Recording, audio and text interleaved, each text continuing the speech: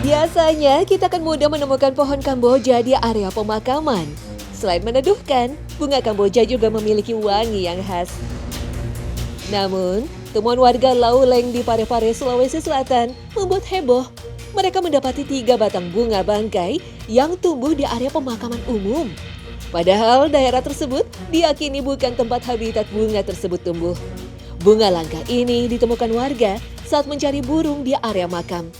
Bunga yang mekar hanya 7 hari ini mengeluarkan bau busuk yang berfungsi untuk memancing lalat atau serangga lainnya dalam membantu proses penyerbukan. Sayang, keesokan harinya, bunga langka yang tumbuh di area pemakaman ini ditebang oleh warga. Diduga karena mengeluarkan bau seperti bangkai yang menyengat.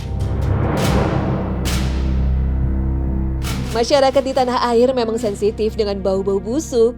Dan tak sedikit, bau itu dikaitkan dengan hal-hal mistis.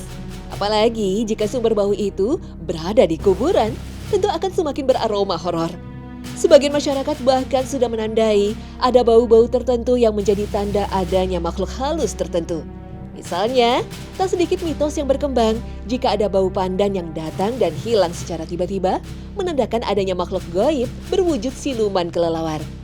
Jika tercium bau bunga melati yang muncul tiba-tiba, maka dipercaya ada kuntilanak di sekitarnya.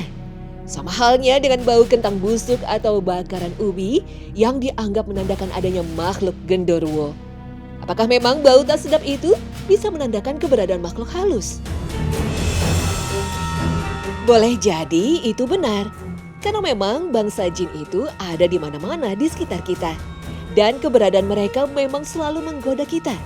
Namun perlu dipahami, makhluk jin ini termasuk perkara gaib yang memang harus dipercayai. Tapi Al-Quran ataupun hadis Nabi tidak menjelaskan tentang bau ataupun aroma jin dan setan. Sehingga mitos bahwa bau tertentu menandakan adanya setan tidak berdasar pada teks agama. Sedangkan Allah SWT melarang kita mempercayai sesuatu yang tidak pasti kebenarannya.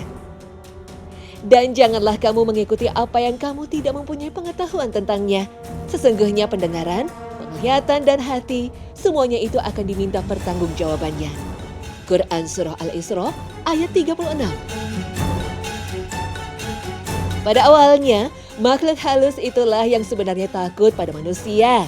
Tapi menurut Ibnu Katsir, justru ulah manusia sendiri yang membuat jin dan setan berani dan tidak takut lagi pada manusia. Ikrimah menjelaskan, dahulu jika manusia beristirahat di suatu lembah, maka jin yang menghuni lembah itu akan bubar, melarikan diri. Hingga suatu saat ada seorang pemimpin rombongan yang hendak beristirahat di lembah, lalu mengatakan, kami berlindung kepada pemimpin jin yang menghuni lembah ini. Maka jin tahu, ternyata ada manusia yang takut kepada mereka. Sejak itu, jin berusaha membuat manusia tetap takut kepada mereka. Misalnya dengan cara memerasuki manusia atau menampakkan diri dengan menjelma menjadi sesuatu yang menakutkan atau menebar bau-bau busuk tertentu. Oleh sebab itu, tidak perlu mempercayai mitos-mitos bau yang konon menandakan adanya setan tertentu sehingga membuat takut. Karena justru yang demikian ini akan menyebabkan jin besar kepala. Cukuplah kita bertawakal dan berlindung kepada Allah. Sebab Allah SWT telah menegaskan bahwa tipu daya setan itu lemah pada orang yang bertawakal. Allah SWT berfirman, sesungguhnya setan itu tidak memiliki kekuasaan untuk mengganggu orang-orang yang bertawakal kepada Tuhannya. Quran Surah An-Nahl ayat 99.